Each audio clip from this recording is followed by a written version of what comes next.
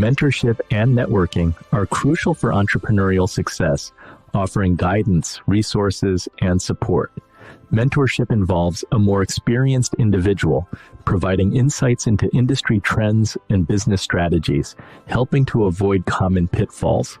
Mentors also open doors to extensive networks, offering potential partnerships and opportunities. Emotional support and accountability are additional benefits, keeping entrepreneurs motivated and focused. Networking builds relationships that provide access to valuable resources, collaboration opportunities, and increased visibility. Effective networking can lead to collaborations and expanded market reach. Building strong, trust-based relationships ensures ongoing support and new opportunities. To find a mentor, identify your needs, research potential mentors, and reach out with a clear request for guidance. For networking, attend industry events, join relevant groups, and follow up with contacts to strengthen relationships. Being genuine and showing interest in others builds trust and long-term connections. By leveraging mentorship and networking, entrepreneurs can navigate challenges more effectively, accelerate growth, and achieve their goals efficiently.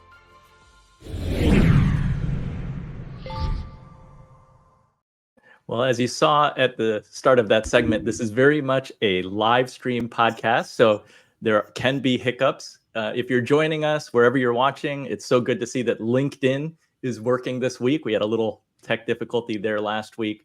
Drop in the comments where you're watching from. I see Junaid Ahmed is here, and so glad to have you, Junaid. Gwen, I want to ask you, how did mentorship contribute to your entrepreneur journey? My goodness, I wouldn't have had my journey if it wasn't for some key people. I had a boss at Ralph Lauren who was instrumental in the actual support of this business, of my first business from the Laundress. He encouraged the naming of it. He sent me to laundry school to how to start my own laundromat. And just that, and to this day, he's still someone that is a friend and a valued opinion. And for me, just having someone that I respected, who was my boss, to support my ideas and be encouraging was enormous. I also went back to Cornell and worked with a professor who was a PhD in fiber science, who basically taught me everything I know about the chemistry of detergency, and continued to be a mentor and advisor to this day. So it really has been, for me, having key people that believed in my idea and supported it from the sidelines in different capacities. I didn't have the key business mentor or someone that was, I never had a board, all, more formal things. It was more informal, valued people that were encouraging. I love that contrast. And that's what between and that's the science of fabrics and then also just running a laundromat. Yeah, that's my first class, how to start a laundromat. I advise and I mentor a lot now, and I consider myself more of a cheerleader on the side, where I'm encouraging people and kind of keeping them on path and doing it in that capacity. How about you, John? Because your own, I guess for you as an entrepreneur, how has mentorship influenced you? So mentorship has been a key component in my entire journey. I mean, when I started back in 2012, I did not know how to be a podcast host, how to interview people, how to facilitate communications. I knew none of those things. And I was able to hire, number one, a fantastic business podcast host. Her name was Jamie Masters of The Eventual Millionaire. And it was a great connection because she had been a successful business podcast host for about 12 or 16 months at that point. And then I joined a mastermind, which I thought was a key component as well. It was the podcast Answer Man, Cliff Ravenscraft's mastermind. So I was with 10 individuals who were at similar parts in their journey, like pre-launch, they had just launched their podcast. And then of course we had the mastermind leader, who was essentially the mentor to all 10 of us, be there to guide us, to help focus us, and to do all those things that we needed to be done, question answer wise, technical wise, all that stuff. So for me, what I found over 12 years of being in the podcasting game and really learning a lot about business and entrepreneurship is, if you are searching for a mentor, the mentor that you should be looking for is somebody who is about 1 year ahead of where you are right now. Because that person has been in your footsteps recently, meaning that all of their information and knowledge will be relevant. So for me, Jamie, having just been in my shoes 12 to 16 months prior, was so key, because not much had changed technology-wise, not a ton. Some things had, of course, but not that much. So she was able to say, these are the mistakes I made, avoid them. These are the right steps that I took. You can follow those steps. And like, that guidance was key, and it was so important. I think a lot of people make the mistake of finding mentors that, have just been in the game for a really long time, and they're so far ahead of them that they really can't relate to that individual within decades. And so many things have changed in that time and space. And I think that can definitely be a big mistake. So finding the right mentor, so key. Within a year, approximately, somebody who's been there, who's walked in those shoes recently, very important to your success. I mean, I think it depends also on what you're looking, like on what your business is and what you're doing. I mean, for something in podcast and technology, that makes a lot of sense. If you're advising or trying to find a mentor for a startup who's looking at raising capital, and there's so many other ways, and I didn't raise any capital, so I'm always pushing back on people about raising money. And do you really need that? Are you really doing it? And I have a look back, and I have a lot more stories and time to use and add value to pushing people for other thought processes. That is a longer game decision making that people are making that are going to affect their lives and ultimately their business outcome. Gwen, I want to ask you, because a lot has been published about being a business owner can be a lonely experience.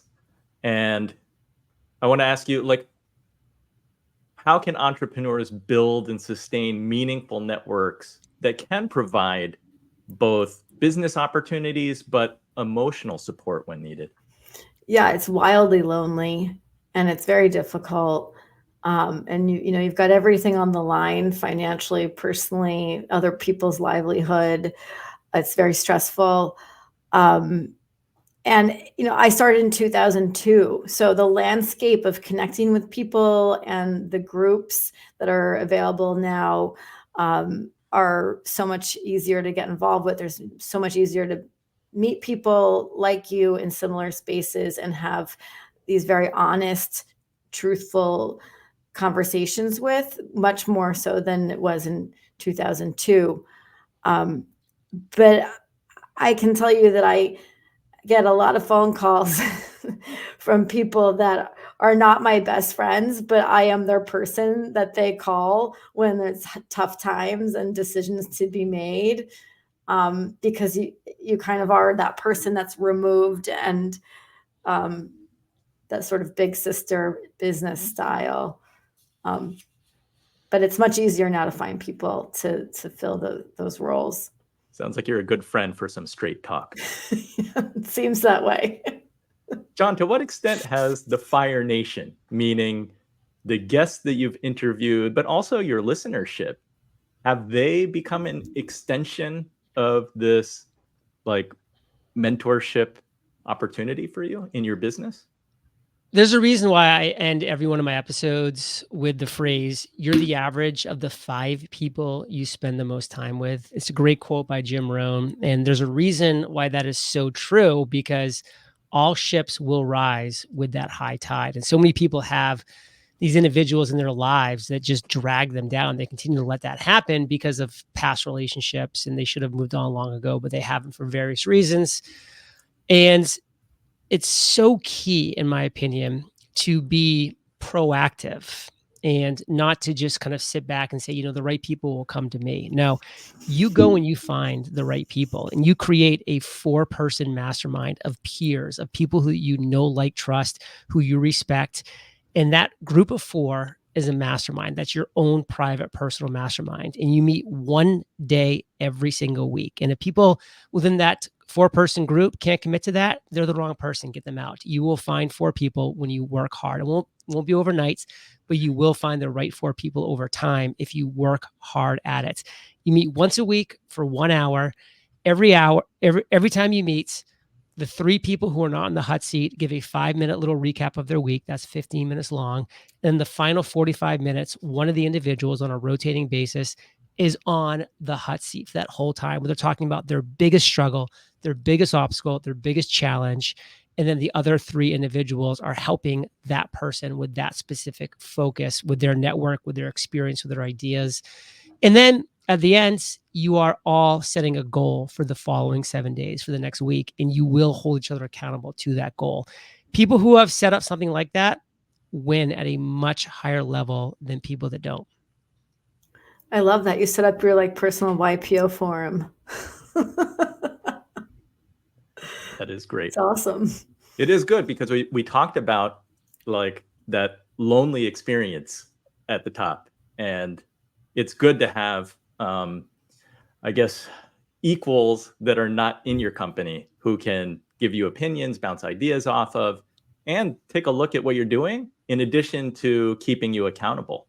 And by the way, some of them probably should be outside of your industry and vertical, because that's going to help you think outside of the box. You don't want to just surround yourself with everybody who's a Subway franchise owner. If you're a Subway franchise owner, because you're just going to be talking about $5 footlongs all day and how the glory days have all gone past. But if you have people that are outside of your box, outside of your industry and vertical, then you have the chance to have these new ideas that, you know, you can implement into your business, into your industry for maybe the first time. And that's really exciting because that's blue ocean. Mm-hmm. That's awesome. I just want to quickly highlight a couple of previous guests on the podcast. Sarbjeet is in the Bay Area. He says, technically speaking, mentors are career and business accelerators, which is a great point. And then Junaid, who's in the DC area, those mentors, formal or informal, are so important to help us move forward in our passions. Unless the panelists have anything else to add on this topic? Nope. We will move on to segment 3.